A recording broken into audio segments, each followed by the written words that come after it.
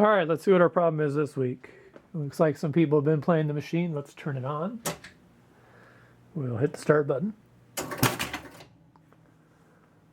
That's it. Heard the drop targets reset. That's about it. What happens if I hit the start button again? Not much. Let's go look at the back box. All right, let's see if that player unit moves when I hit the start button.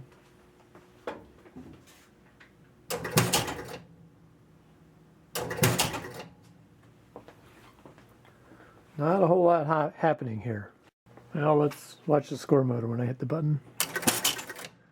So it goes for 120 degrees, and that big thumping noise are going to be the two drop target relay banks resetting, and of course the main relay bank for the rollovers. Let's watch those. So that's about all we're seeing on this machine. What do you think our problem is?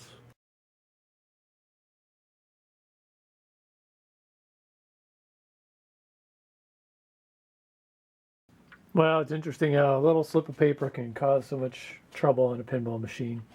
Right here's our slip, and it's blocking open a switch contact on the S relay. That's the start relay. Contact that's open right now has a blue-red and a black-red wire. So let's go look at a schematic and kind of have an overview of that S start relay. Okay, so here's an overview of that start relay, the S relay. There are 6 contacts. There's the hold on, and then it's going to enable the R, which is the hold relay, the AX relay.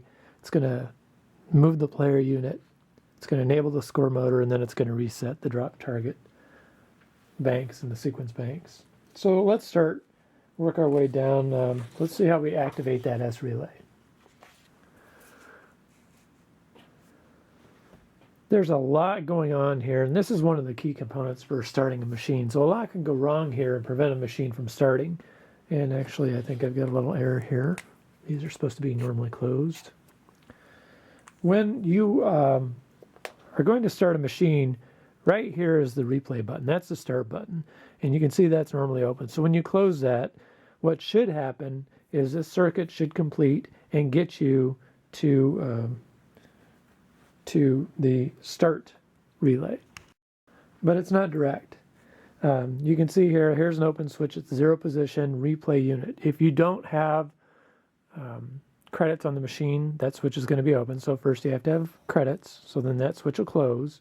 And then if you look, you've got every switch here closed all the way to this V relay except for the replay button. So if you have credits on the machine, you have a path except for the replay button. When you push the replay button, it closes this circuit, which enables this V relay. The V relay is the replay button relay, which is going to close at least this switch for our conversation right now. Now you can see the S relay will be enabled through the same circuit, and then the S relay will have a hold on, which will give us the circuit back.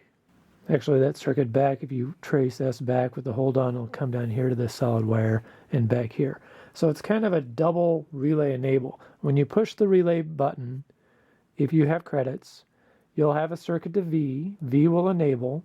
It'll close this hold on contact, which will then enable S. S will have a hold on contact, and it'll stay enabled through this circuit.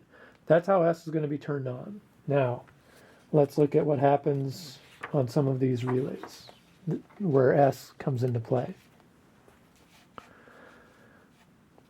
So here you can see there's one contact which enables the hold relay, and the hold relay is a pretty basic relay that has to work for the machine to power up. Pretty simple circuit. As soon as that R relay enables, the R relay hold on enables, so this S contact's not needed anymore. Here is the S contact, and you see these two are bridged together. Depending on where the motor is, it's going to reset the target banks, and then it's going to reset the sequence bank, which is those rollover relays.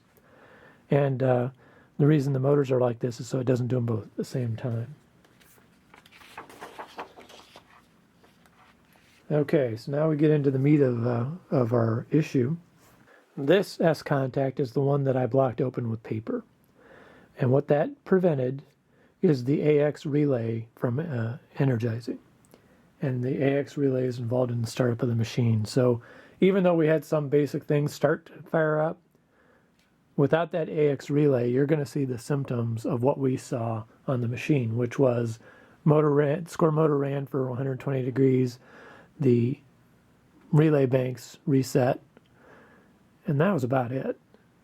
There was no score reel reset or anything. So let's keep working on the S contacts. There are a couple more. So here's one right here, and you can see I don't have it drawn in here, but there's an AX switch contact here, and since we never enabled AX, it doesn't matter if this opens or closes, because without AX, we're not going to see a circuit around here that will reset all these player score reels to 0 via the add player unit. And we've talked about this in previous episodes where the Z1 and the Z2 are enabled during startup, and those allow either player 1 and 2 score reels to reset or player 3 and 4 score reels to reset. And you can check a previous episode to see how those work. But the key point here is, since AX is not enabled because there's an S contact for AX could never fire, this circuit could never finish. And then here's the final S relay contact, and it's just score motor. So that's why the score motor was running. It actually had a contact. So the key takeaway here is the start relay worked fine, but the AX relay did not.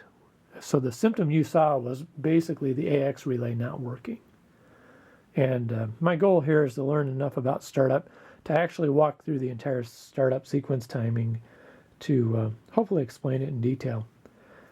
But this is a good start with the start relay, I think.